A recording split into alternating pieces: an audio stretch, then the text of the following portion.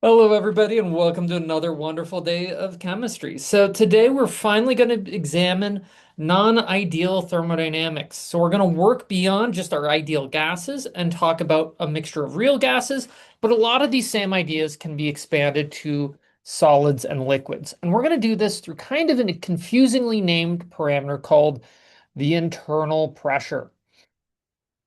So, in order to extend our treatment of thermodynamics, these non-ideal systems, we're going to go ahead back up to the fundamentals and kind of take a look at what bits we kind of neglected. So one of the big things is when we first introduced internal energy, we said it had a dependence upon both the volume and the temperature. And we really examined this temperature dependence, but what we left alone was this volume dependence.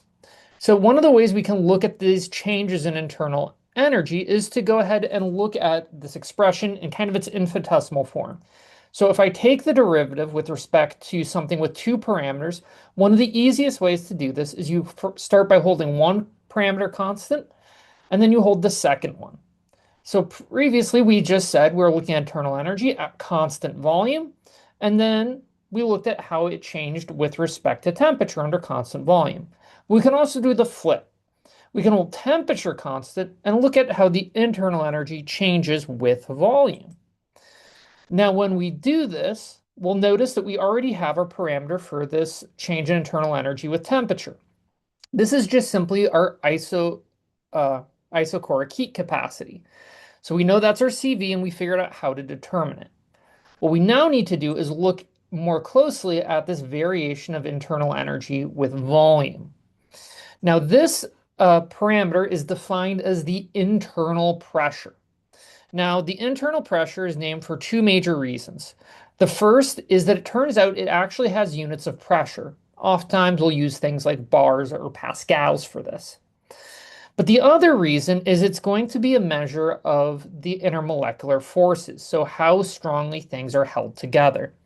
And if you remember that we were able to use pressure as a measure of intermolecular forces when we looked at the van der Waals, where we could look at how attractive or repulsive things were through that A parameter. And it turns out that will be linked a little bit to the internal pressure.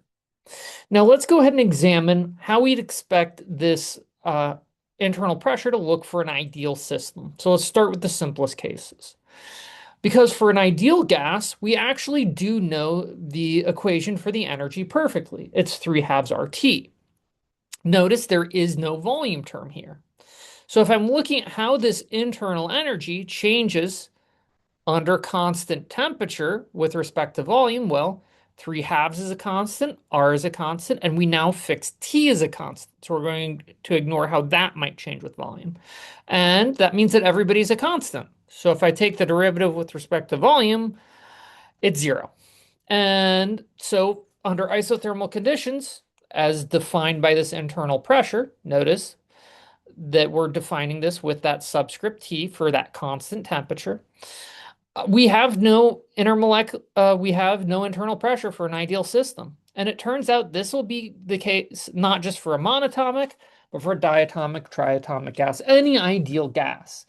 Because remember, one of the major assumptions in an ideal gas is we have no intermolecular forces. So we wouldn't expect it to have an internal pressure. Now what we can do is try and look at this for a non-ideal system. Now, to do this, we're going to use a very similar trick that we did when looking at the compressibility factor for real gases. We're going to look at what we'd expect this internal pressure to look like for three major cases. The first is what happens if the internal pressure is greater than zero.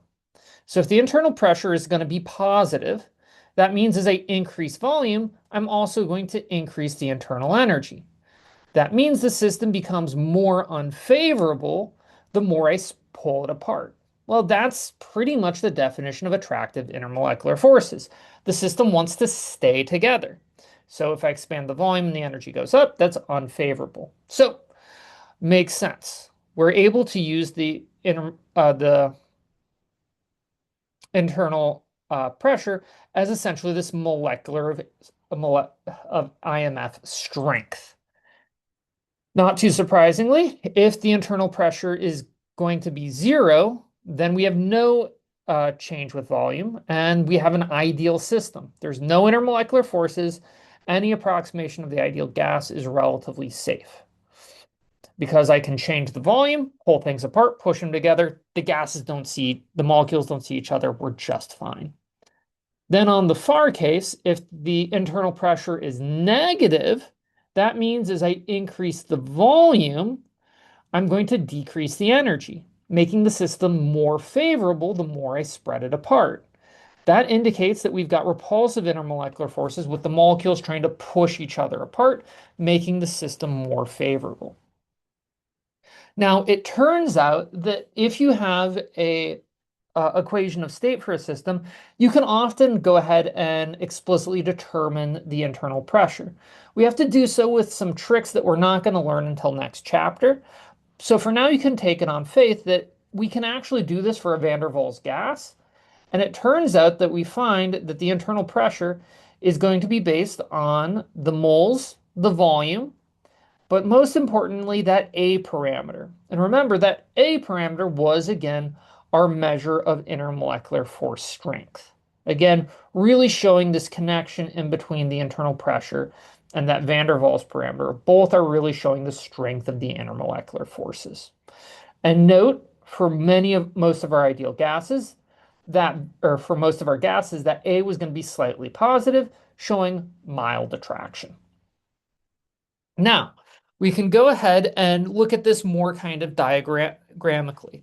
So if I have a ideal gas, as I change the volume, the gas really doesn't care. The energy of the system isn't really going to change as long as you do so isothermally. That's how we're generally going to change the energy of an ideal gas, is by heating or cooling it, not by actual decompression. But if I have a negative internal pressure, as I go ahead and compress the system, the energy goes up, meaning that the system is now becoming less favorable. And note that this is the case in which we start to see the internal pressure change with no change in temperature, is if we have these intermolecular forces storing the energy. As I'm pushing the system, I'm literally storing that energy in the IMFs.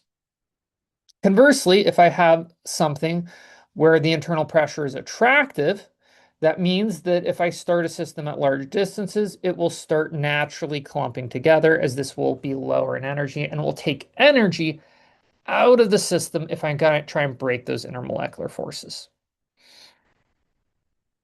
So, big thing when we're looking at these variances for these non-ideal thermodynamics is that we're going to be looking at a three-dimensional surface. So we're going to be looking at how the internal energy changes with both volume and temperature. So internal energy on the three-dimensional surface.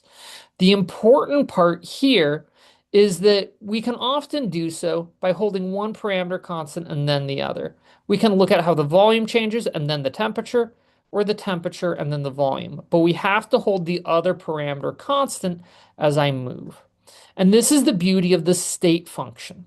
It only depends on where I start and when I end, and we don't have to care about how I get there. So thus, we're often going to prefer traveling by straight lines, holding one parameter constant and then the other. So next time, we're going to continue our examination of non-ideal thermodynamics by looking at how volume changes with temperature. Until then, take care.